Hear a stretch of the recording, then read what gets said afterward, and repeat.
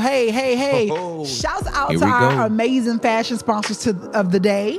Man, check out Rude Boys Artwork, man. You can get it right now. Customize anything. They fresh to death. And yes, honey, yarn earrings by Affirmed Accessories. Make sure you go on Facebook. Check us out right now so you can have the perfect pop for your outfit. It's cold outside and it will keep your ears and your neck warm. So listen, go and check out our people right now. They have amazing things in the city. Affirmed Accessories, Rude Boys Artwork. If you have a business and you would like for us to rock your stuff and shout you out as well, make sure you get with the Culturally Connected, where we will get you connected. Peace.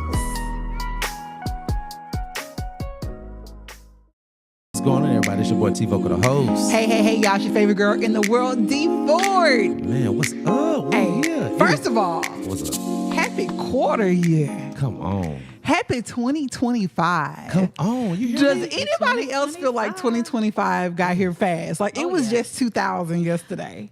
Well, I don't feel like it was fast. 2024 was a long, hard year for me. 2024 was like 12 years. Baby, that was a 12 years of a lot. I like that. 12 years of a lot. Not 12 years of a slave. 12 years of a lot. Oh, that needs to be a movie talking about 2024 in real deal. 12 years of a lot. At least make a short out of it. Listen, come on. Real deal. But hey, y'all, we are super excited. And not only are we happy to be here with our amazing guest, but we are super excited. Shouts out to Tvokalz and Nard Music Group. Bless you. Shouts out to the Nard family. We are in our new space, guys. Y'all, like we are official. Yes. We got the whole setup. We have an amazing setup downtown Shreveport. Shouts out to everyone who made it. Amazing. Listen, I just want y'all to know I feel so honored and privileged to come in this. And this space. is our first official show of the year. Yes. First episode. So that is why today is all the better. Season 3, episode 1 with the amazing, the one and only Mona B, y'all. Miss Mona Bowman, guys. Like, listen, y'all have no idea. I often get starstruck, but I only get starstruck with Shreveport people. Like, I have really been we interview a lot of people. I've been amongst some great stars. I might get starstruck if I get around Beyonce because, like, you know, she's B, right? But I get so excited when I am when I get the ability to be around people from Shreveport who made it. Not because you can't make it because you're from Shreveport, right? Because, like, I mean, we're dope as hell, but because it just reminds me in my heart that, like, I can do it too. And it reminds me that all the other kids and everyone else who has dreams, who are from the cities, you know, I like to look at y'all as the reminders of, you know, just a reminder. Yes. The only thing you got to do is do the work. Do the work. And your talent going to show up for you. And I would say not made it, making it. Making it. I ain't stopped. And won't stop. Won't stop. So look, y'all, let us tell you who this amazing woman is. Do you want to run down the long list? Or do you want to do the honors, or can we oblige? Can we? I think we should tag team. I never really, you know, it ain't nobody but God. The opportunities that God has given. So if y'all want to go that route, you know, I'm just happy to be a little brown girl from Motown. You know, listen, brown girl from Motown doing her big one. Doria, I want you to give her her flowers. Give her flowers right quick. Doing her big one every time. So I'm going to tell you, first of all, I have to tell you thank you, and I appreciate you because I admired you before I ever knew who you were. I don't know if you remember or not, but like probably almost 10 years ago, I had the opportunity to honor you at an event, one of my first events that I did, and your son came. Philip came and accepted the honor on your behalf. And I had no idea who you were, but your son spoke so highly of you. Don't make me cry here. No, I'm a big mama. He spoke so highly of you, and he just talked about how perseverance was the word that he kept saying, like how you just persevered and how like not only did you persevere, but you pulled other people to come. And so that made me start doing my little research, like, you know, because, you know, I think I'm hot stuff out here in these streets, right? So I'm like, you know, who is this woman that's doing all of this stuff on the global level that's from Shreveport? And I was just immediately blown away. And to hear your search, and I really found out about this when I was in a really low point. I was in my single mama. I was in my single mama pit. Yeah. And in that single mama pit, I felt like all the dreams that I wanted. A lot of people, I have D4 Entertainment, so I started doing comedy shows and parties and events and helping people achieve their dreams because I felt like I had missed the mark of being able to achieve my dreams because I'm a mama now. Now, goddamn, now I'm a mama 2 times, right? Yeah. So now I've pushed my dreams back further. But then when I learned your story and I saw how, you know, I had my first child when I was 21. I was in college, but you were in high school. I was 17. And how you just still were, you allowed graduated with honors. I was just about to say all the things. All the things. Still, you did not allow that to stop you. So you made me get off my. I was about to cuss. Blessed assurance. That's what my pastor said. Blessed assurance. Yes, you made me get off my blessed assurance and stop making excuses. Yes. You know, having kids was literally just a crutch for me not to do the work. Because how many other people do we know have had kids and so many different things? So I just want to say thank you for never stopping. Oh, thank you for loving you enough to keep going and knowing that you pursuing your dream was going to help many other people. Pursue their dreams, and more than anything else, thank you for loving God and being vocal about that. I'd never be here if it wasn't for that was something else that you really, really helped me with because I've always been a guy girl, right? But I haven't always been happy to be a guy girl. I felt like being a guy girl mean that life had to be boring and I couldn't do any of the things. That's that misconception. Yes. That's the enemy wanted me to, you know. Just gave me chills. But you made me be like, oh, it's okay. And the more I tried to run away from being a guy girl, the more I ran into all sorts of craziness. But when I accepted it and stood in changed the game. And that's the secret sauce. So thank you for standing in your secret sauce because it totally had, you know, as creatives, we're hard on ourselves. Of course. You know, as talented people, we know we can. Especially being in a small space and you don't see that many people that look like you. I'm so excited to see so many people are honoring their artists. Yes. You know, being that different. And I'm grateful for my mother because my mother placed something in me early. She said, God does not make carbon copies. Oh, that's good. That's good. He makes priceless originals. Come on. And her telling me that in elementary school changed the game because I believed everything my mama say. Y'all kids that listening to this, always pay attention and listen to those elders that are there that are pouring into you. Trust the process and believe what they say. Because my mom poured that into me and I don't think she even realized what she said. But even now at 51, that still 51 where? Come on here. Okay. That still lingers with me because it matters. It lets you know the importance of how God individually made you, even with twins, even with quadruplets. Nobody's the same. Nobody's the same. So if I'm out of all these people that God has created and all these spirits that God have allowed to be made, my spirit is this one. That one. So I own it unapologetically. I don't care who in the room, what they got, when they got. I am on a beat, and I'm excited and grateful that I am a vessel and I am who I am and a work in progress. So just working on myself to be able to be that light, to be able to show others that it's okay to be you because we have to be. We have to be you. Everybody else is taken. And why be a clone? Who wants clones? Right. What? Right. But I'm grateful and thank you for saying that because it pours into me for hearing you say that because a lot of times you don't always get a hit of those stories from people that even indirectly that's connected to you, that see your walk and blessed by your walk. Because that's always been my goal and my prayer, even as a young woman that started in the salon, you know, bootlegging, come from doing my friend's hair, going to a salon, going to college, then going to salon, and then actually being able to walk into this industry and be in place where I am and working up into this business. It matters so much to see how God is so good. But I know where it came from. It come from my root. My grandmother raised me up into it. You know, we all waver and trying to figure out and these things, but God always bump you back where you need Because to be. the foundation. Because of the foundation. Train them up. Train them up. So let's get into the tea, guys. We know y'all want the TT. We know y'all want the tea, right? So we are here with the amazing Miss Mona Bowman. If you do not follow her, if you do not follow us on Culturally Connected, make sure you go do all the things right now, all right? We're about to get into the meat of it. But before that, though, I like your earrings.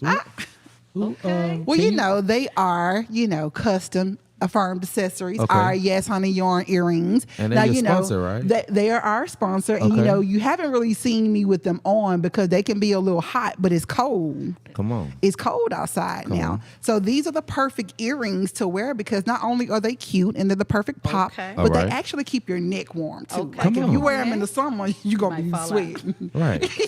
Especially Louisiana. Come on. But it definitely keeps it keeps your neck warm as well. So the whole thing. Well, thank you for recognizing my earrings. I really like your hat and this whole fit. Okay. Thank you. I got little Rude Boys on shout out over to there. Rude Boy Artworks. Yeah, they are my sponsor, my clothing and accessory sponsor. So shout out to them. Appreciate y'all, man. They all the way on Jewella, across the street from Checkers. Oh, wow. So if you know what Checkers is, go check them out. They do I ain't had Checkers customized. I know, right?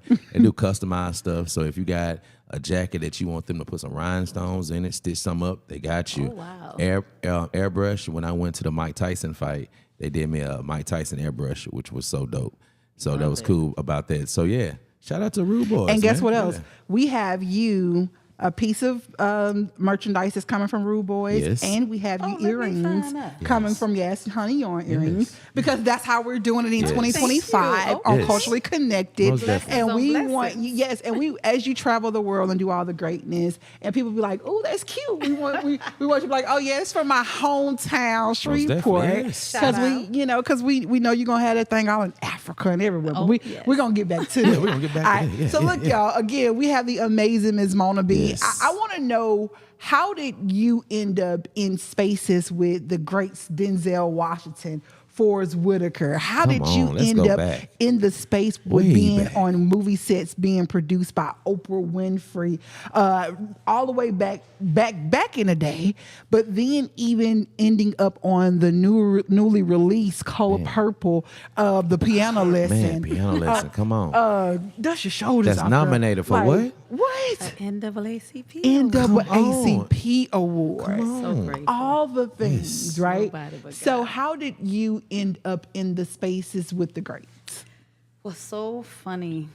Anytime that any type of celebrity or anybody that would come through for concerts and all the things, it was so funny growing up. Because I was a dancer, I was a performer. That was my first love. I wanted to act and I would dance and all those things. So we would always go to the different events. But it was so crazy. We went. Somehow we would always connect and be able to bump into whoever was in the city. Mm-hmm. And I used to get tickled because my cousin them would say, "Mona, we always want to go with you because somehow you always end up meeting these people." And I was like, "Because, baby, I'm a star." Come on. I always wrote my name, Andrea. I always made my A star because as a young woman, God revealed to me in a dream when I was probably about 7, 8 years old that I would be amongst the stars. I never told people that for years and years and years. I would tell my mom, and she'd be like, "Yeah, baby, you a star because you mama baby." And I'm like, "No, mama, I'm different." And she'd be like, "Yeah, that's so sweet. Yeah, you different." But she didn't know, but she encouraged me in anything that I wanted. But it was so crazy that my cousin would speak that and say, "You always end up with these folk. How you always?" And I'm like, "I'm a star. Y'all gonna see. Y'all gonna believe me one day." But life be lifing.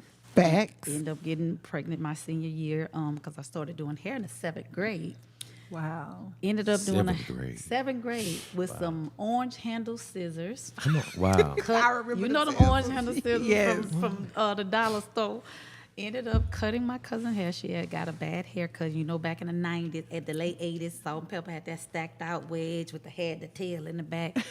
And my cousin had beautiful long hair, and she wanted this haircut. My grandmother finally let her get the haircut.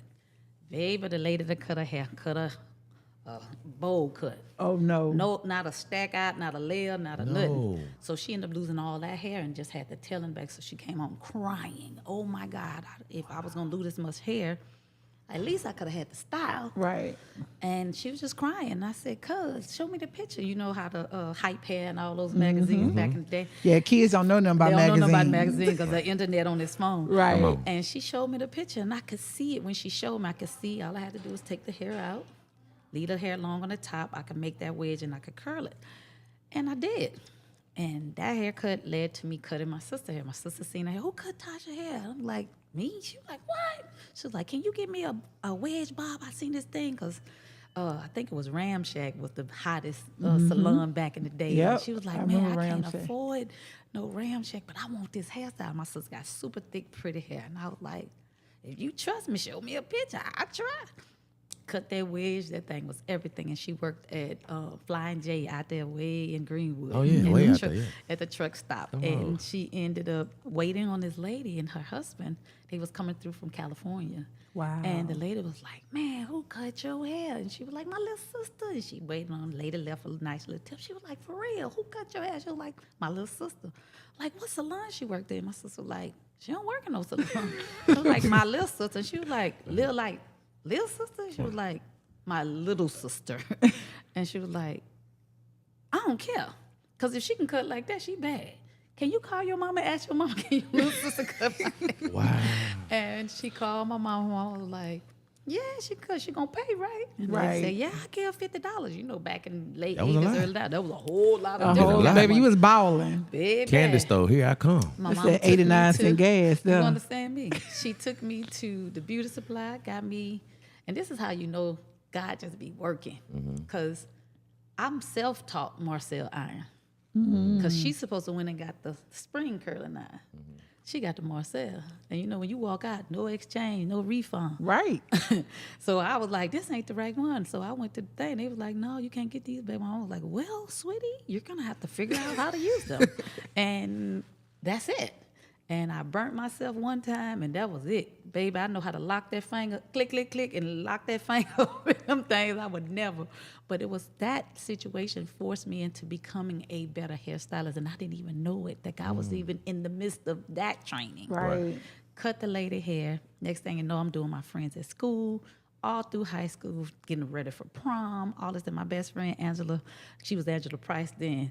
But the Angela hair, she had the thickest hair. My cousin, everybody, just doing everybody. Then next thing I know, I got pregnant with my son. I was just like, man, I don't know what I'm finna do now. But, oh, well, Mom was like, no, you got this scholarship. You finna go to Wiley. And I was like, no, I don't want to go to college. I'd rather do something different. She was like, no, just go to school, find out if that's where you want to go. Didn't know God was in that blessing. He be all up in the mix. All in the blessing. Because when I get there, I'm doing hair in the dorm, in the freshman dorm, meet a young lady named Donette. Donette from Detroit. And y'all know Detroit always been them hair that especially in the 80s and the 90s, baby. They was the hair capital of the world for black hair. They would come up with 17 hairstyles in one head. One. And I was like, wow, this girl pulled me to the side and she was like, I can't do everybody. If you could help me, you do your people, I do your, and I'll show you how to do things. And I was like, what? So I'm sitting at the feet of a young lady that already got her license because she got her license doing school. Because, you know, like I said, hair thing was a thing back then.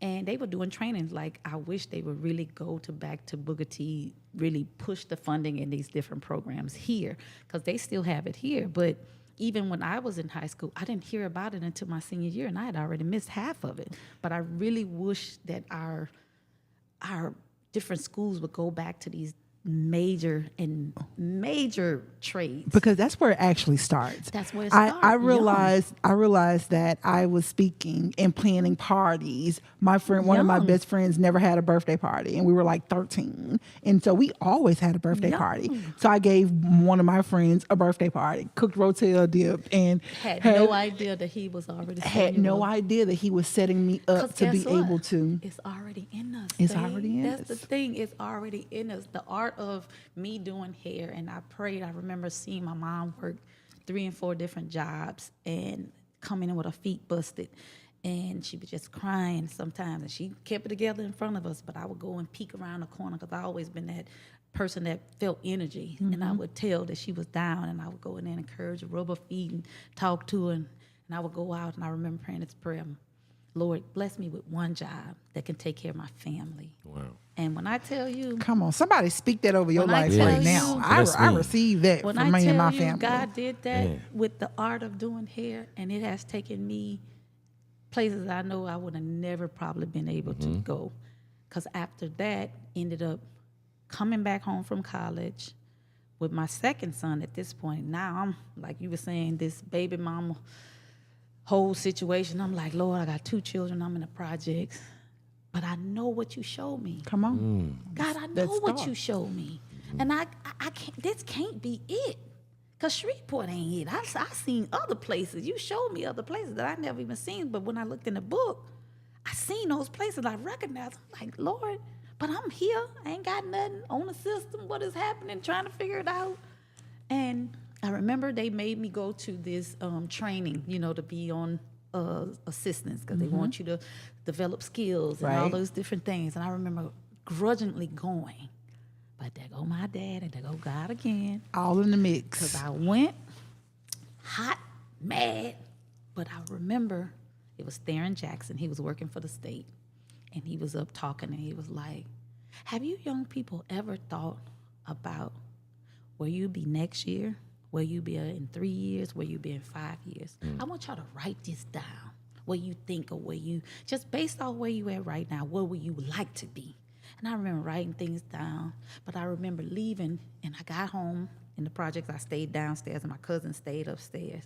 And I remember sitting on the stairs downstairs, but that question kept rolling in my head, and I just sat there. I'm a hip hop head.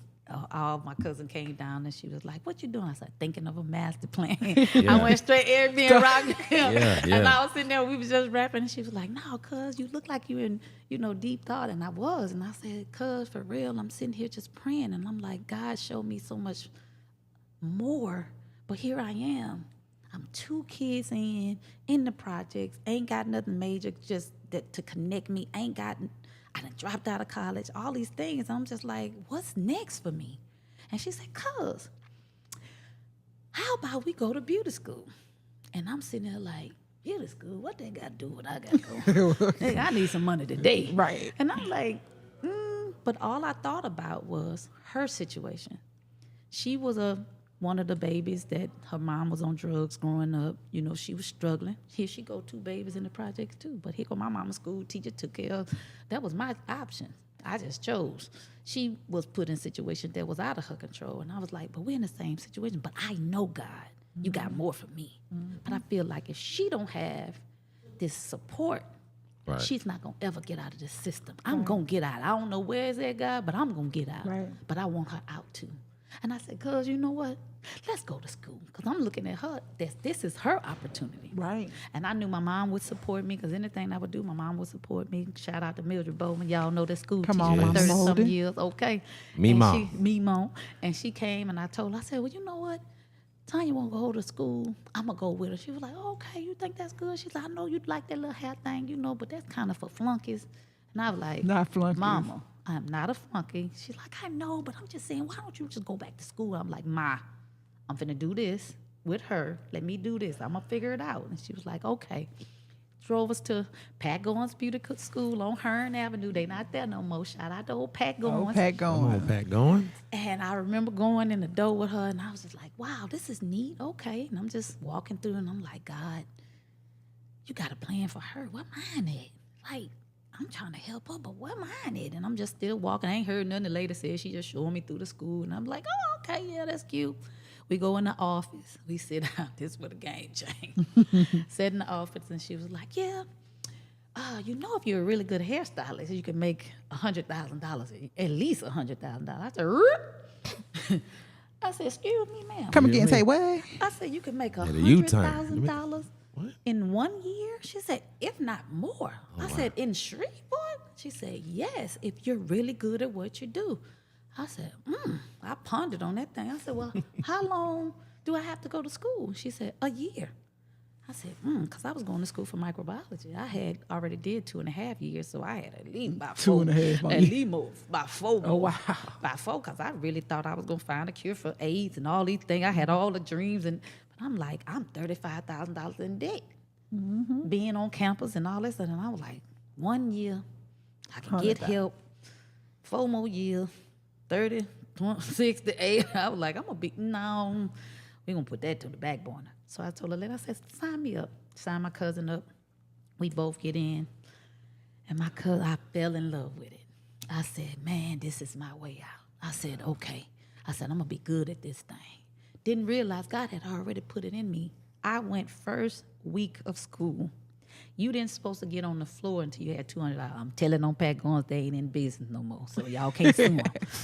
You don't supposed to go to school for 200 hours. That's almost 2 months. Right. Here I am, first day. I'm curling hair with Marcel's because it was 4 black ladies that came to the predominantly white school wanting service. And baby Miss, what's that little lady name? She was such a hustler, baby. She didn't want them coins to leave the school. And she was like, anybody, she went in the back, anybody know how to use Marcel's? Anybody? And I said, I do. And she said, yeah. We got a pair in the thing if you know how to use them, because we got 4 people up here that need their hair done and they refuse to use the spring irons and pay this kind of money because, of course, they made us pay more than they paid. They got a $5 hair set. We paid $15 to get our hair curled. Oh, I ain't know that. Oh, yeah. It was a whole thing. That's a whole nother thing. Ooh, child. But back to the story. So she gets the stuff out. I look in the closet. But remind you, this is a school that's supposed to be teaching all types of hair. Right. They got Marcel's up in the corner with cobwebs.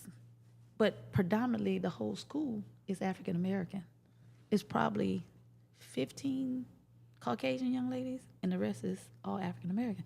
So what are you teaching these young women? You're not preparing them for the real world, because when they go into a black salon, they got to know how to click. Because just like these ladies refusing for $15. It's gonna be the same thing. You think for $35, $40, $50, they're going to just let me click? No. You're going to have to come correct. You're going to have to. Come correct. Especially with a black woman in her hair. Right. Her hair. So they pulled it out. I curled that lady, curled the other lady. Baby, next thing I know, I was averaging 15 to 20 people in a day.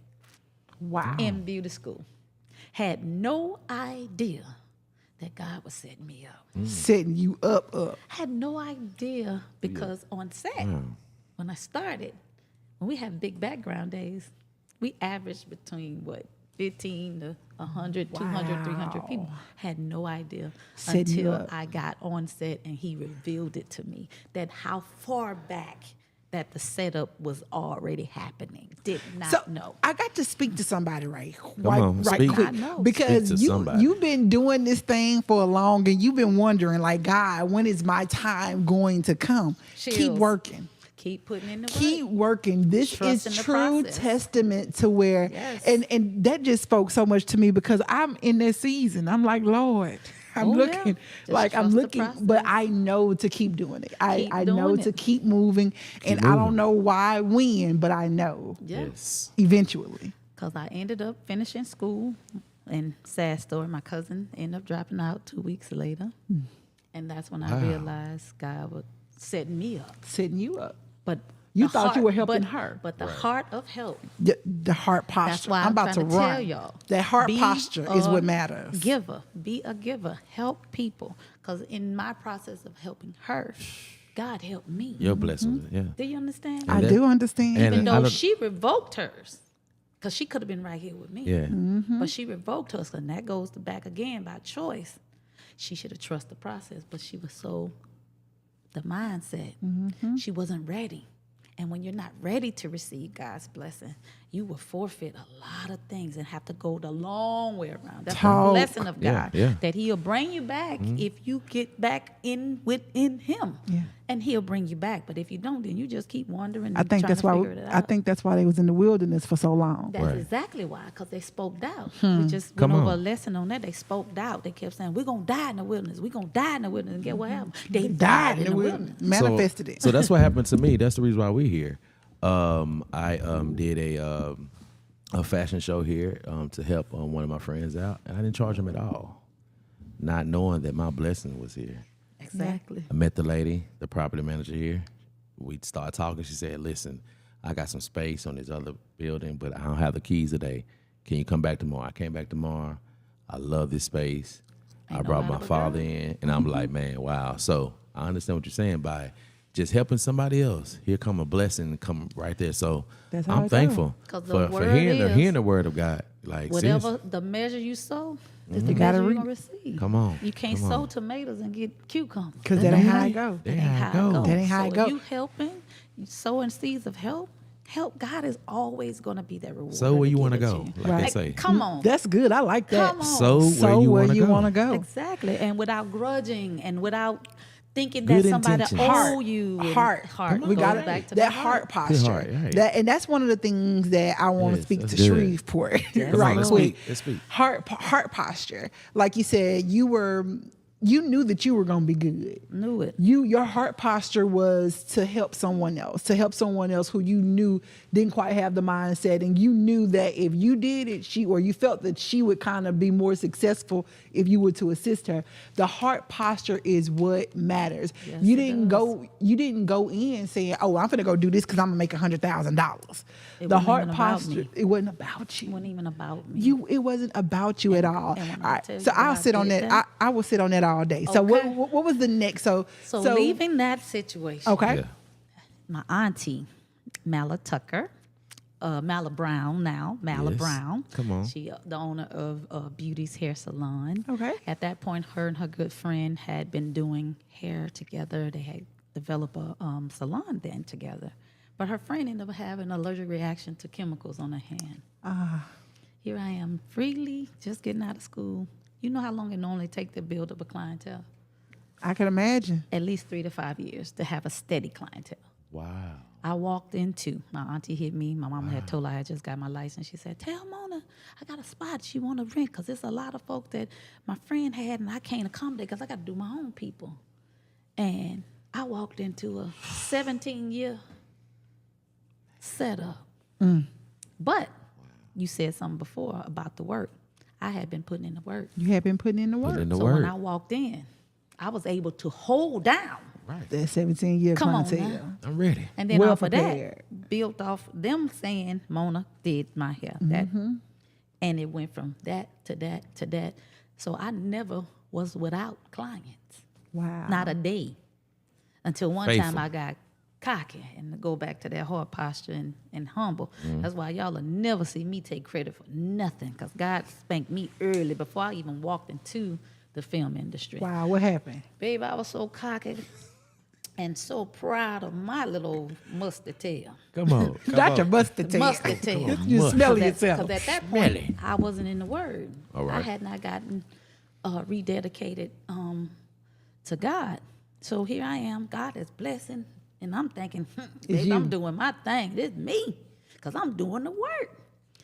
Man, I remember one day one of the clients got beside herself and said something, but I could have handled it different. And I told her out of my mouth, I don't need you. I'm going to get where you want, I'm going to get 4. And baby, I think that made God mad. Because he said she is besides herself. And I said, and I remember it coming out of my mouth and God said, did you hear what you said?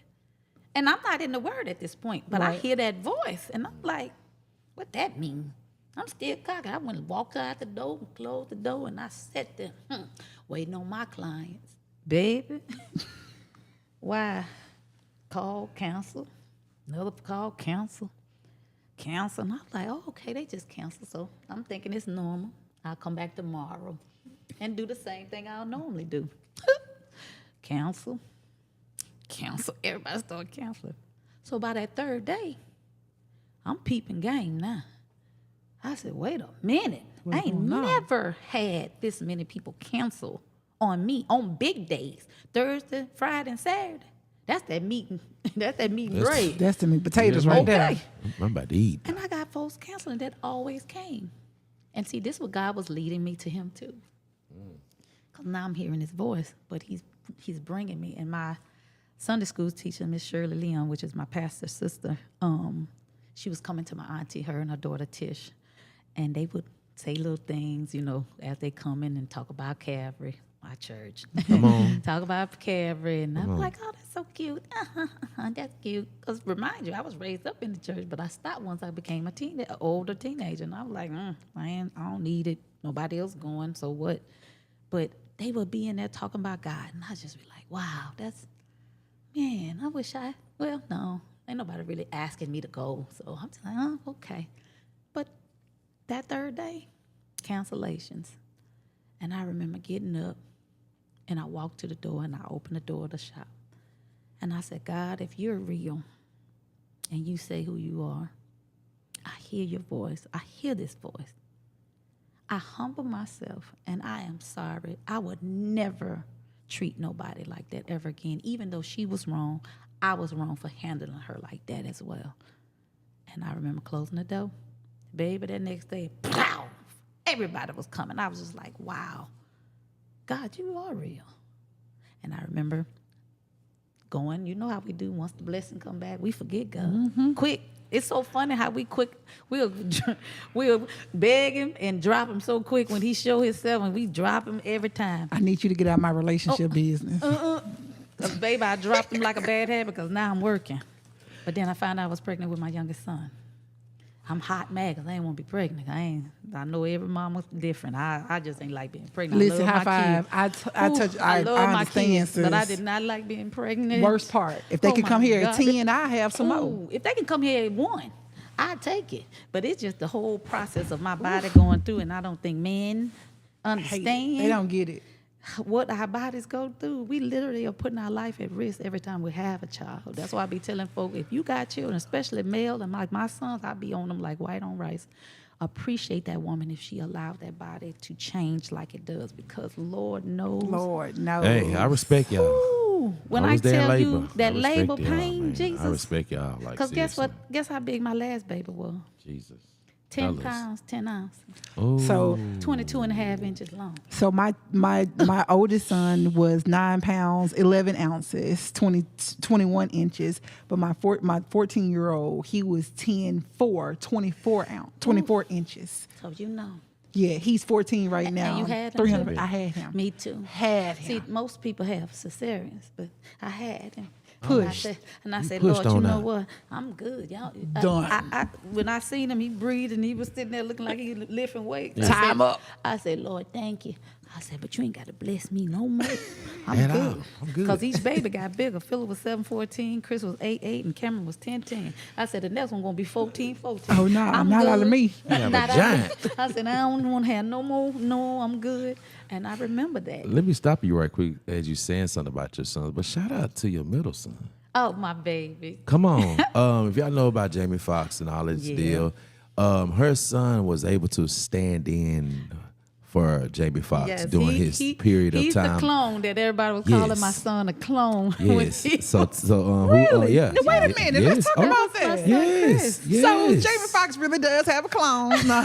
Yes. And also too, he was there for the Netflix thing. For the comedy show. He called him row. back. Yep. Front row. He called him back Got to stand pictures, in, and because they actually was doing other things, but they didn't use it in the final cut, and they asked him to even dress up in the same attire, so we had to order stuff. It was so much fun. He was so excited because we even got approached by TMZ, all different stuff, and all this had happened because it was so funny because I was working on another show called Back in Action, which is about to come out in January 17th. Yes. Come on. That I did the first part that was in Atlanta. They did 90% of it in England, and then the other part that came to Atlanta supposed to have been just 2 weeks.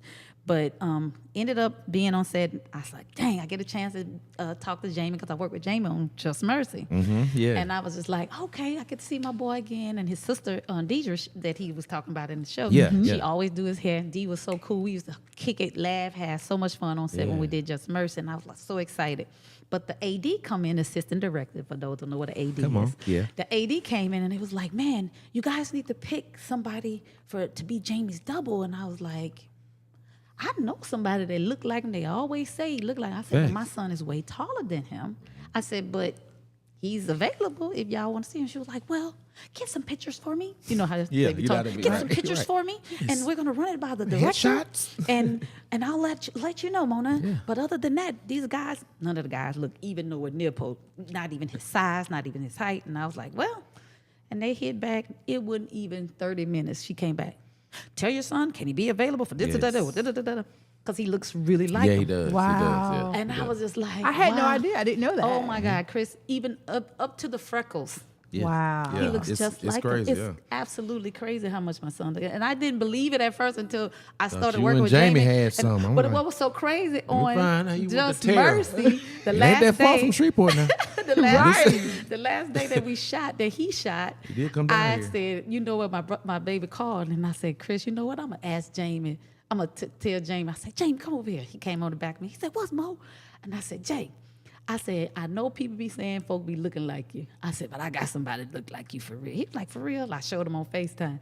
He's like, bruh. We ain't never had. He was like, we ain't. I said, boy, no. He was like, but that, he got the, man, boy, do you know you look like me for real? Like, it's so uncanny that you look like me.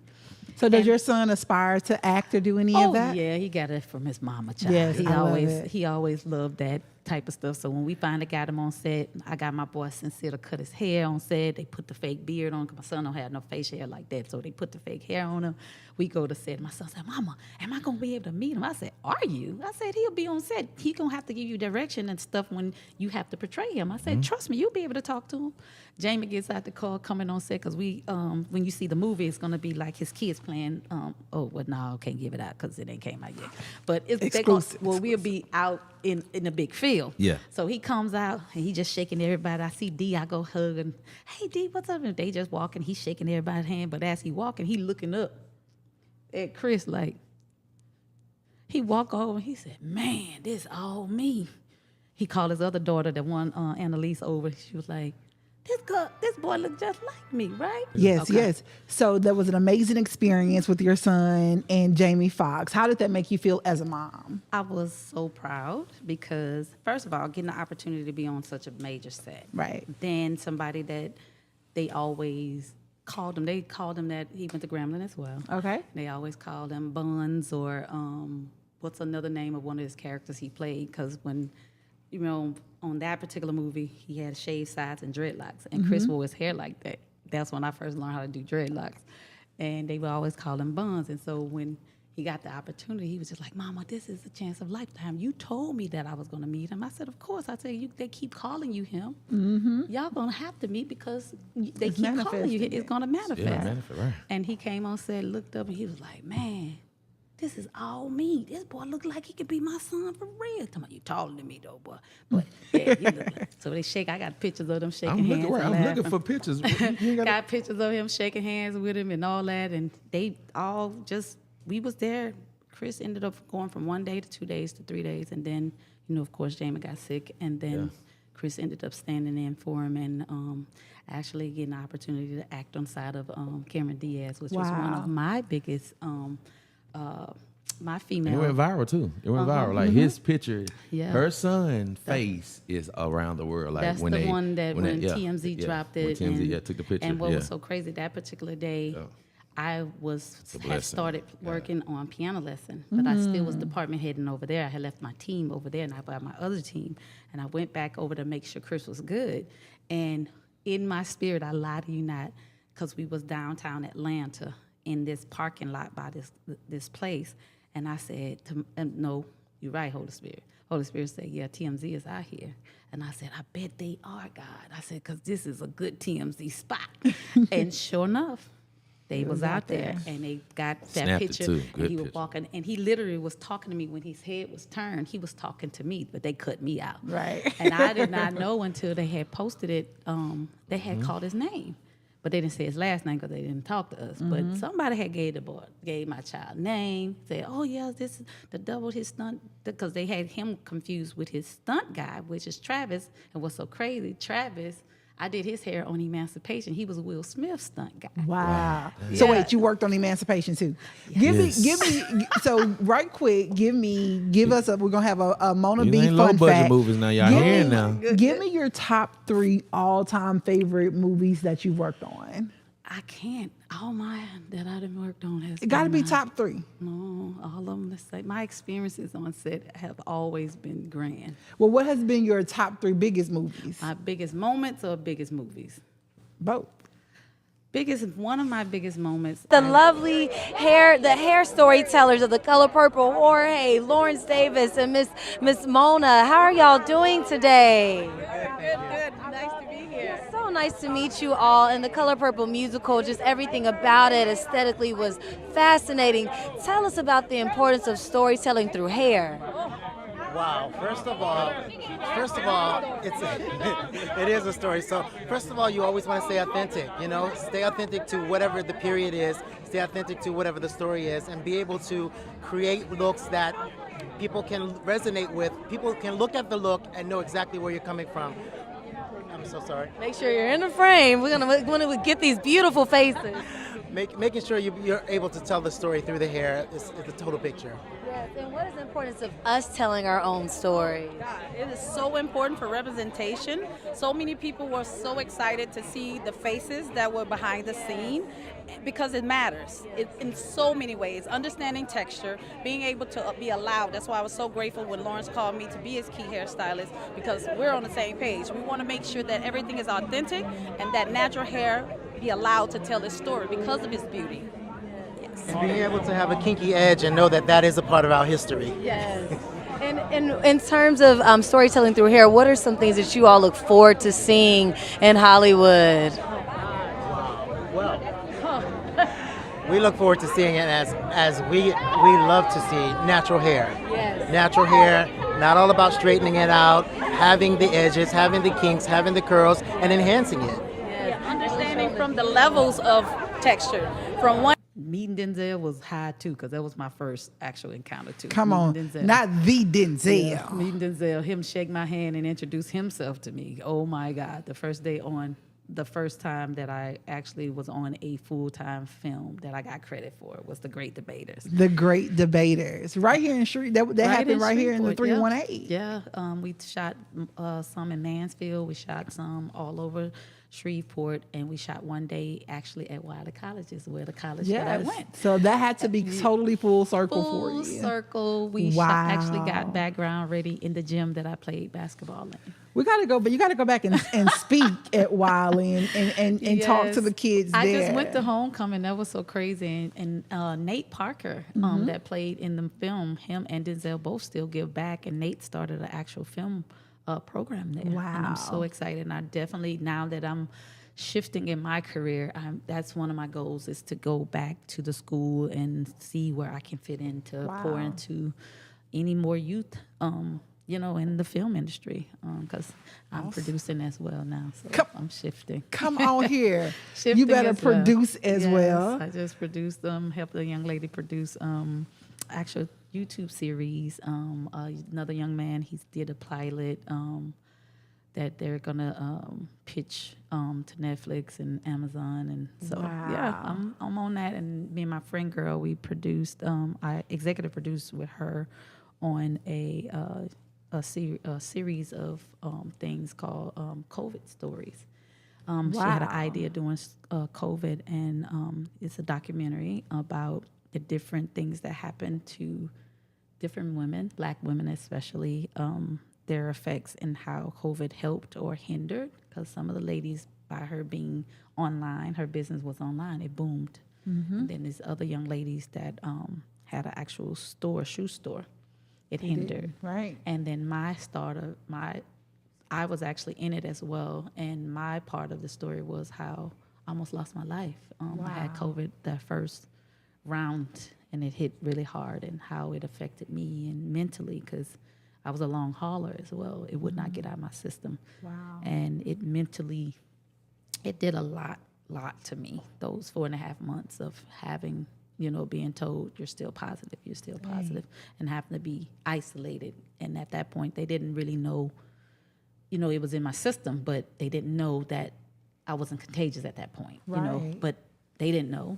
Isolation. The isolation. And then one time the young lady was not trained, and, they had to stick the thing so far up. She stuck it far up and burst one of my membranes, and my blood everywhere, and couldn't see, couldn't drive home.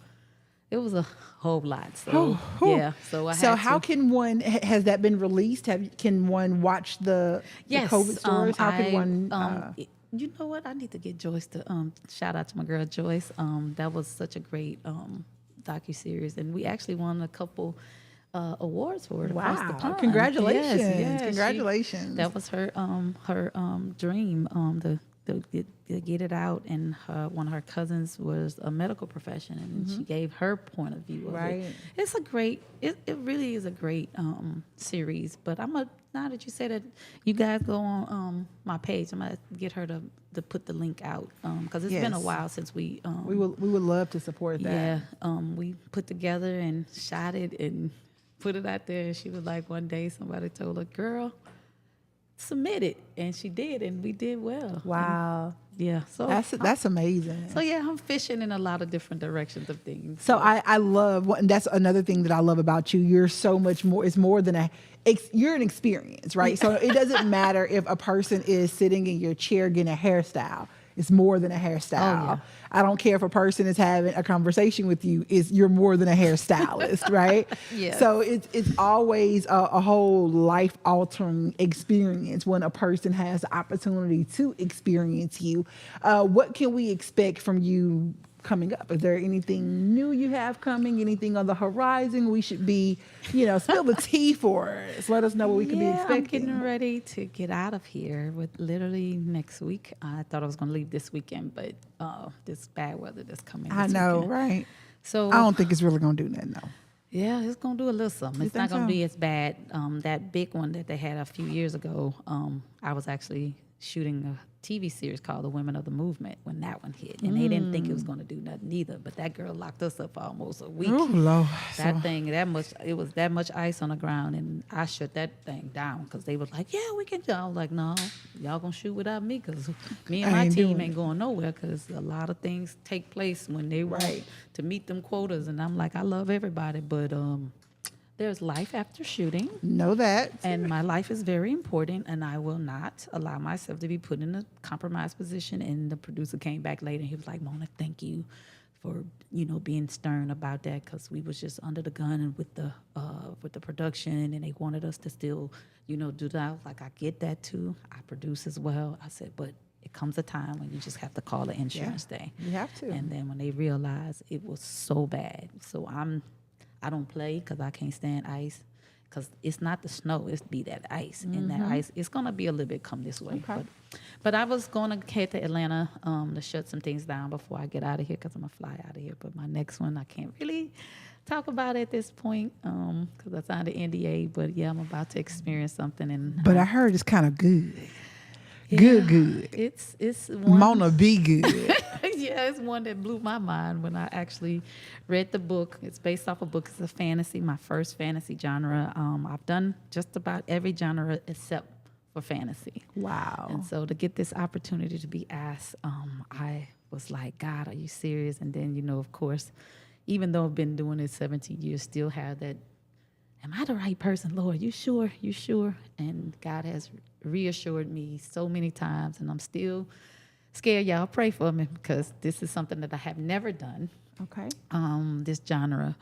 So when you say the fantasy genre, what do you mean? The genre fantasy? Just like when that it's magic. It's they're calling it the Black Harry Potter in a sense. Okay. It's going to be magical things. It's going to be animals that you never seen and things of that things of plant. Truly magical. Truly magical and just different. And that genre is, I can say, like I said, like Harry Potter, when different things that's found. But you're going to love it because it's love in it. It's all of us. It's all us. We love everybody, but it's all us. And that's the part that's really tearing because, not tearing, but making me tear up is because natural hair will be on the forefront to be able to be seen with its beauty. And that's my goal. People don't realize how how much that's just not it. When it comes to the industry, you know, a lot of the times we even see like even BET, right? So we see BET, so we just assume that, oh, it's BET. So there's all sorts of black hairstylists, black makeup artists and things of that sort. But we don't realize how the industry is so big and the black representation is so minimal. And Atlanta makes a lot of people think that it's like we've arrived. That we've arrived, but we're so far. Because I'm a numbers girl. So when you look at the numbers and see how many other people are represented versus us as a culture, where the percentage is still nowhere near half or nowhere near what I feel like it should be. But I'm just like I was telling you earlier, I'm not, opposed to just knowing skill, because for me, being that I'm an educator as well, because I started doing online trainings and in-person trainings for hairstylists, and that's the reason why, because of the representation. But I'm such a teacher's child. My mom was a teacher for 30-some years, and she said, if you're ever going to do something, you be the best at what you do, and you have to train. You have to train. And I realized as I was working with other artists, I would show them how God would reveal things to me. And they were like, Mona, have you ever thought about doing training? And I was like, you know what, I should, because I have that type of zeal to be able to train. I can lead and I can show people in a way. I stepped out in faith during COVID. Another thing that came out of COVID, even though I almost died, but there was another thing that was birthed in me. Again, another spark, because when I first started doing hair, I would do hair shows and all that kind of stuff and do training for different companies and sit under them. But this was different. And I asked my friend Joyce, and she had a platform, South Carolina network that has opportunities for hairstylists to post about their work. And she was like, do your first one on my thing. And girl, I ended up having over, and I was like, nobody really gonna want to listen to me. Had one class talking about just basic period hairstyling, and I had almost 200-some people jump online. I was like, what? And it was such a great spark, and I just continued. And like now, it don't always be that many, because you can't accommodate everybody, but I love the fact of those that like to invest in their craft and really pour into themselves, and it just sparks, it just excites me. But yeah, it started from COVID, made me go back and dig deep and get past myself. And then that's when God showed me, there's more to you even on that, girl. So that were some really bad things from COVID, but overall, there are some great things that came about it as well. So I know we've been talking forever. We will talk it out, honey. But I have to totally touch on this. I watched the piano lesson, totally loved it. How did it feel to work with, because you've worked with Denzel before, right? So now, third time's a charm. Right, third time's a charm, right? Because I did fences with them as well. Really? Yeah, come on. See, I told you, y'all. She did fences as well. How did it feel to now work with his sons? Do they have his mannerisms? Like, girl, I need to tell me about how it was to work with Denzel and sons. Yeah, and his wife, Miss Pauletta, was there. Okay. She was there every day. I love her. Oh, she's amazing. His other daughter, Katia, and she was executive producer, and his baby girl, Olivia, she has a cameo as well. Okay. She was there in between her shooting, but John David Washington is a hoot, such a delight, and if you close your eyes, you would think that you was talking to Mr. Washington himself. Really? He sounds so much like, if you go back and look at the movie again and close your eyes and just listen. His cadence and everything, we used to always be laughing and say, man, his voice sounds just like his daddy. This is crazy. But he's just a sweet, but Malcolm, which is the baby boy, which is the director, such a sweetheart. I met all three of them on Great Debaters. That was so crazy. Wow. Met all of them on Great Debaters, but they were young. They were little bitty. They don't remember, but I remember the day when I met Miss Pauletta and them when they came to see him while we were filming. But to see them now, to walk into their greatness and the love of the craft in itself for themselves. And what I love about Mr. Washington and Miss Pauletta, they didn't force feed none of that. They didn't play you got to get in where you fit in. You got to earn your keep. I can tell. I can tell. They are that family. You got to earn it. You got to get in there. But the great part about how they raise their children, you can see they wouldn't take it no other way. Malcolm came in with his own objective of, and that's what I was telling him yesterday, because he actually called me congratulating me for the nomination, and I was congratulating him and telling him thank you for, trusting me to be able to bring these characters from the script to the screen, being that this is his first baby and all this.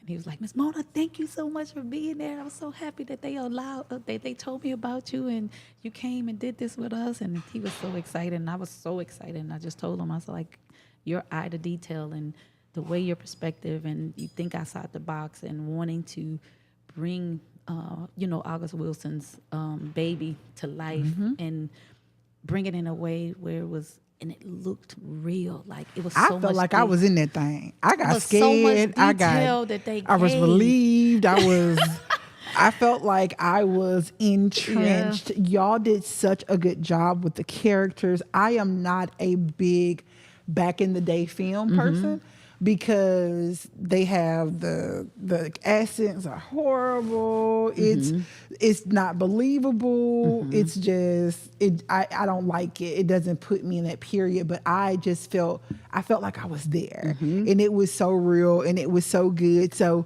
congratulations for the amazing accomplishment. Being nominated for an NAACP award is not a small feat. No. Like, that's amazing. Do you know how many submissions that was turned in? Do you know how many film that was done last year? Do I? And they picked 5.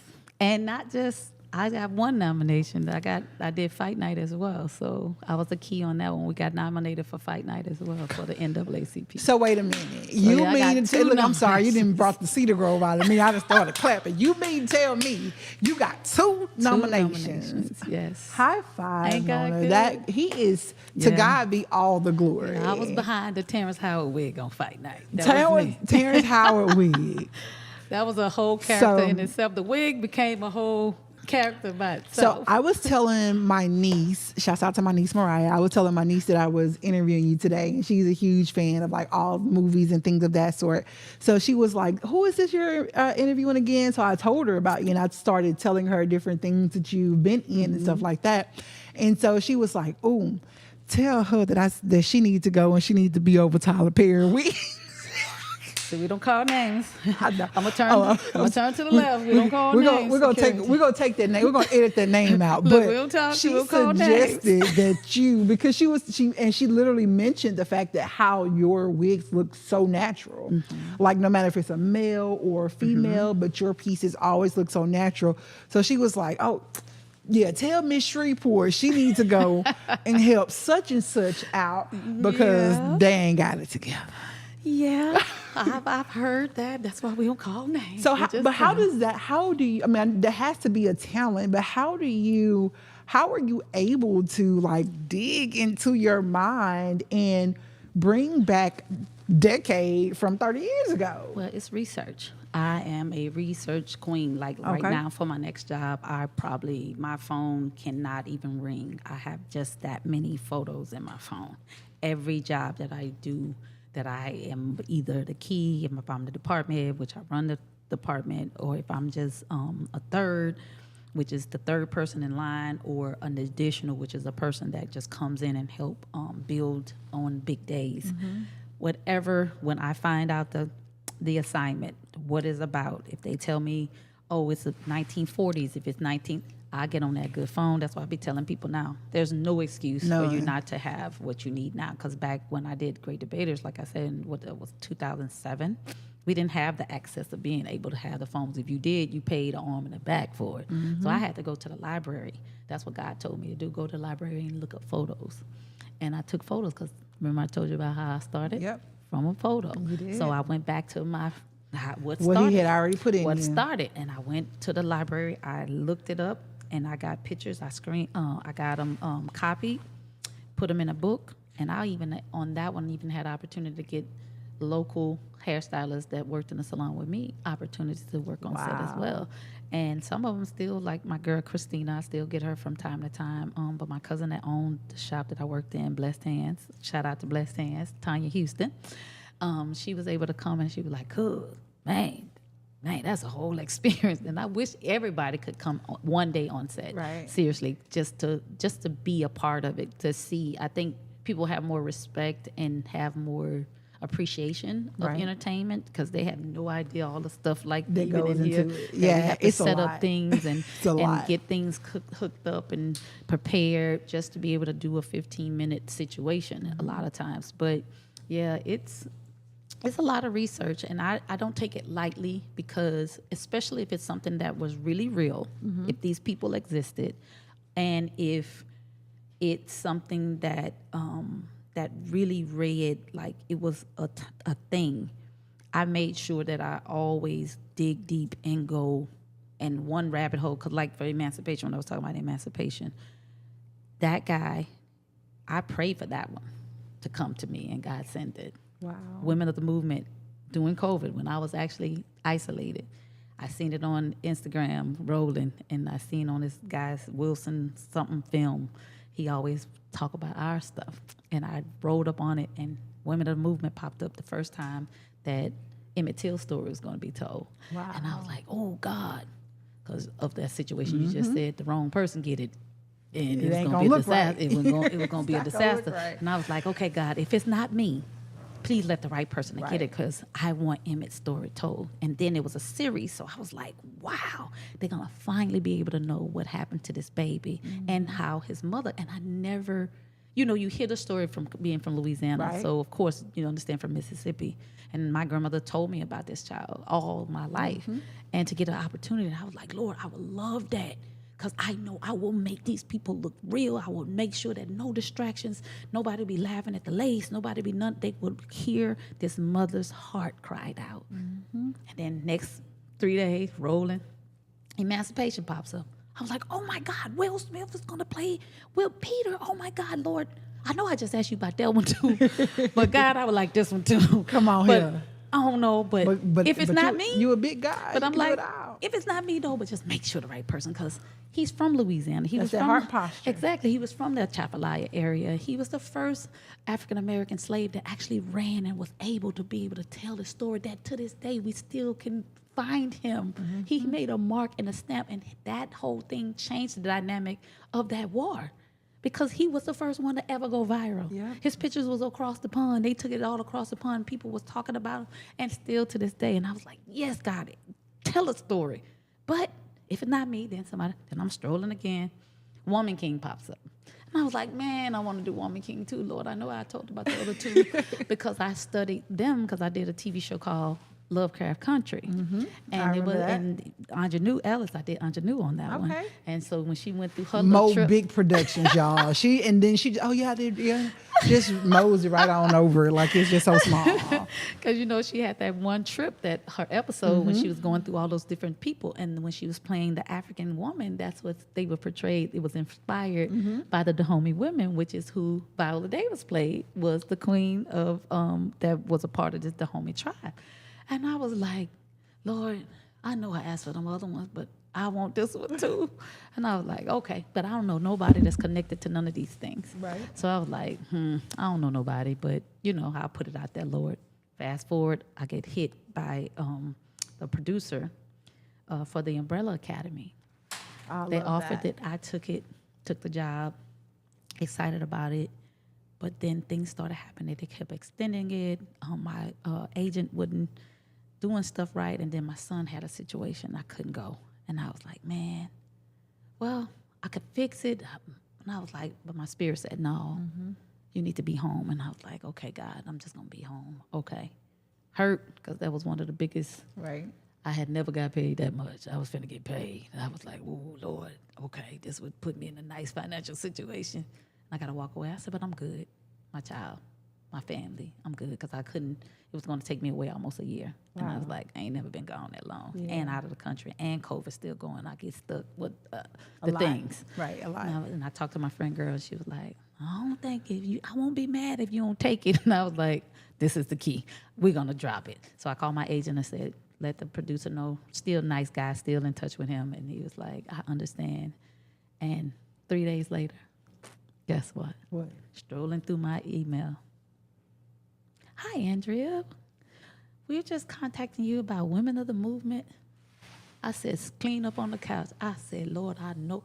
I started wiping my eyes. I know you lying. I said, I know you lying. I told my son, I said, Philip, come read this. I said, please just read this slow because I'm about to tear up. He said, yeah, they want to interview you for some show called Women of the Movement, which was the first one I prayed about, the Emmett Till one. Yeah. And I said, wow. And he was like, you want to respond? I said, yes. So he responded.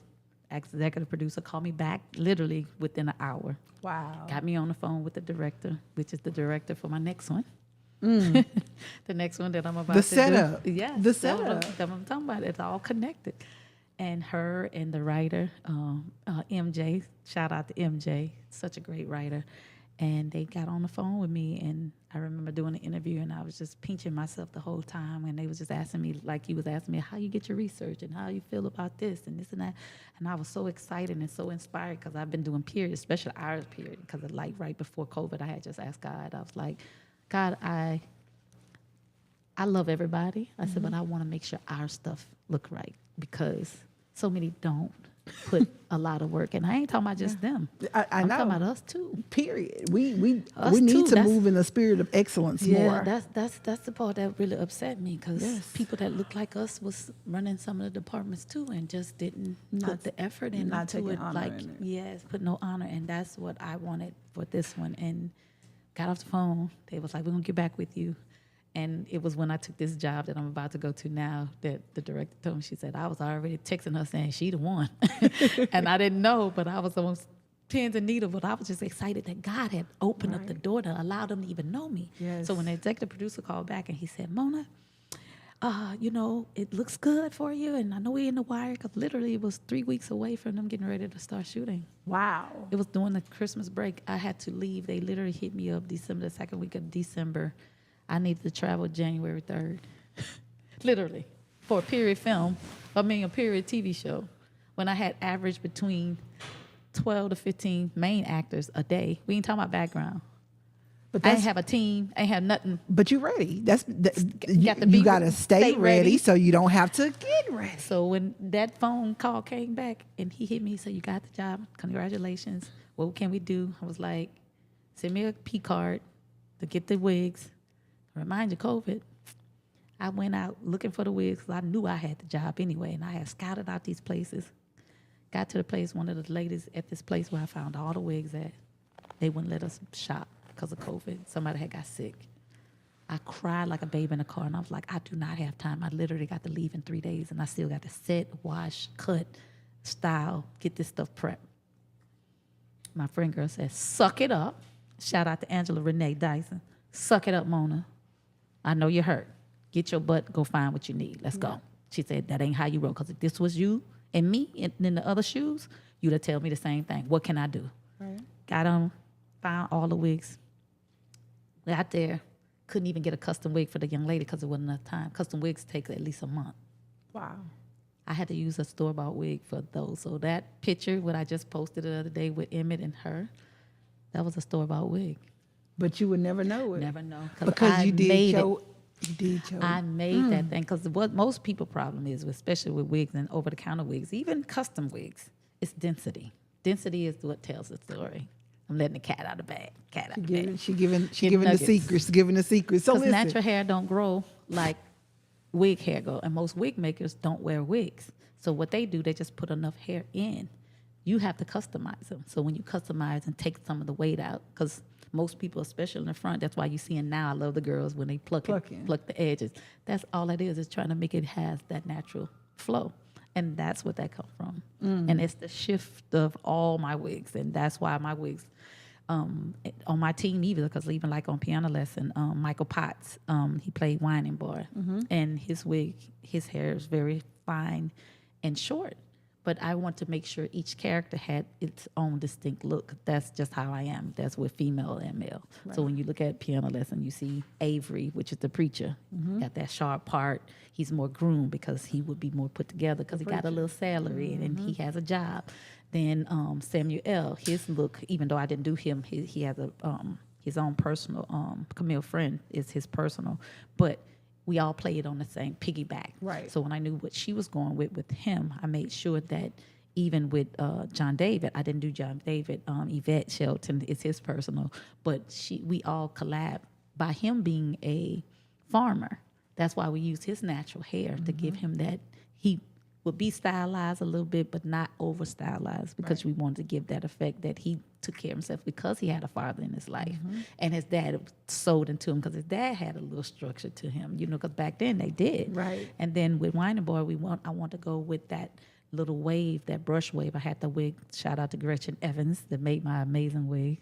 And she's such a great wig maker, but she gave me just enough texture, but added the 3 different textures in it. So when I waved it, it gave that natural, because now him being the middle brother, he would be stuck in his prime, which would be late 20s. Right. So that's why he has a little wave, because he thought and then he was a performer. Yeah. Because even with Erykah Badu, I forgot that. Yes, Erica was your person that you did I did her her too. And therefore I was telling a story to Variety, the young lady, when I met her at the premiere after party, and she was like, Mona, I love her story. Can I do a write-up? And they did the write-up for Variety, and I was so excited about that. But just knowing her character, Lucille, was a traveler. She was more stylized because she would see the world. Right. So I didn't want to give so I gave her more of an elevation than with Bernice, which is Danielle Detweiler, because Danielle would be the everyday house mother. She would tend to herself, but she wouldn't be so, especially the way she talked to her brothers and the things that she talked about. Right. You know what I'm saying? So yeah, that's the thing we have to do when we're developing characters. I never realized that y'all are really developing characters. Like the research that goes behind it, and how you have to literally tap into those people. Like even how you were just talking about how you had to style him according to the fact that he had a dad in his life. So all of those are the things that Mona B do. Yes. So when it read right. It's going to read. I absolutely love that. And again, congratulations to your 2 nominations for the NAACP award. Tell everyone where they can follow you, and just if they want to catch up on anything Mona B, let people know how they can follow you and stay in the know, especially those people who may be aspiring hairstylists and wanting to know how to get into the game. Yes, you can follow me on Andrea Mona Bowman on Facebook, Andrea Mona B on Instagram, and on TikTok.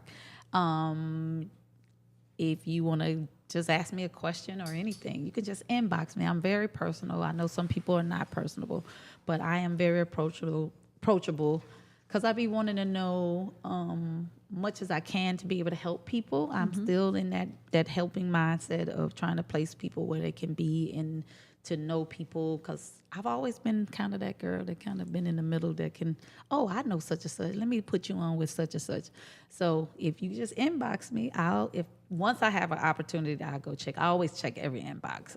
So you will hear from me. It may not be today, it may not be tomorrow, but just know it's coming. I'm going to get to it, because I have a lot of people inboxing me, especially for my classes and stuff. So people always are reaching out. But yeah, that's where you can find me at. And if you have any questions, just hit me, because if I don't know, I know people that do know. Right. And so I try to make sure people have the best answer, because a lot of times people tell you how to get in, but there's no fixed way of how to get in. All I tell most people is get tapped into your local film establishment. Like for Georgia is always known for its Georgia film festivals and all that kind of stuff.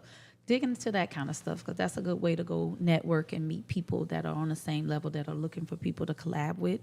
Facebook is a good place too, because they have all these different communities, and people want to know if you're talented or give you an opportunity. Sometimes it'll be for free, because everything ain't always about money. Because even to this day, I still collab. I do a lot of collabs because I be wanting my stuff to get done as well. And you don't always have money, but you always have that talent. So don't be too big to sow into, different people's projects, because if you want your projects and things that you desire to manifest, you always want to be able to make yourself humble enough to collab and do the great work, not just know anything, but great work. Because I know at least 10 hairstylist opportunities just from collaborating. Wow. So it's a good way to get in there. So what's your last piece of word or advice to wrap us with this? We need our Mona B moment. Go ahead and give us something powerful to take us out. I would say trust God If you don't know them, get to know them. Quickly. Trust God. Trust the process. But always train. Whatever part of life you're trying to go into. Learn what, when, where, and why. And it will take you farther than you will ever know.